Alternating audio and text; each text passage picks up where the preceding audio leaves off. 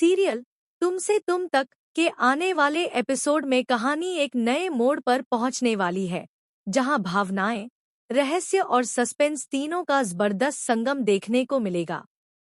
एक तरफ जहां अनु अपने आत्मसम्मान और सच्चाई के लिए लड़ रही है, वहीं दूसरी ओर आर्यवर्धन अपनी जिंदगी के सबसे बड़े फैसले के सामने खड़ा है। उसकी मां का सपना अब भी वही है कि वह अपने बेटे आर्यवर्धन को दूल्हे के रूप में देखे, अपने घर में एक बहू लाए, बड़ी बहू का स्वागत करे और परिवार में खुशियां लौट आएं। लेकिन उसे नहीं पता कि जिस रिश्ते का वह सपना देख रही है, उस तक पहुंचने के रास्ते में कितनी आंधियां उठने वाली हैं। आर्यवर्धन अब ठान चुका है कि वह अनु की नाराजगी मिटाकर रहेगा। उसके दिल में बस एक ही चाहत है, अनु को फिर से मुस्कुराते हुए देखना। उसी चाहत में वह रिंग उठाता है जो उसने कभी अनु के लिए खरीदी थी और निकल पड़ता है शहर के बाजार की ओर।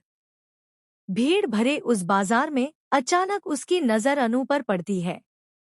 पल भर के लिए जैसे वक्त ठहर जाता है। हवा रुक जाती है, आसपास की आवाजें मानो गायब हो जाती हैं। लेकिन अनु उसे देखकर तुरंत नजरें फेर लेती है। उसकी आंखों में अभी भी वो दर्द, वो गुस्सा झलकता है जो बीते दिनों में उसने सहा है।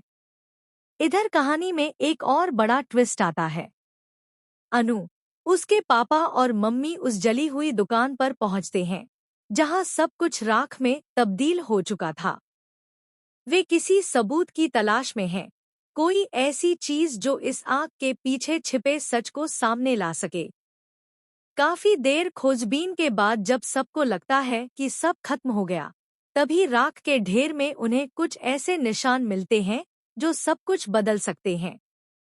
वहां प्लास्टिक के जले हुए टुकड़े हैं, कुछ ऐसे चिन्ह जिनसे साफ समझ आता है कि आग कोई हादसा नहीं, बल्कि एक साजिश थी। शर्मा जी और पुष्पा जी एक दूसरे की तरफ देखते हैं।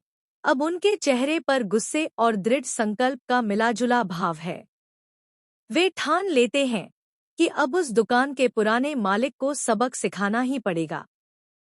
अगले ही दिन वे उस मालिक के सामने जा खड़े होते हैं।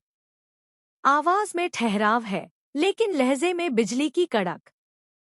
शर्मा जी कहते हैं, हमारे पास अब बहुत सबूत हैं।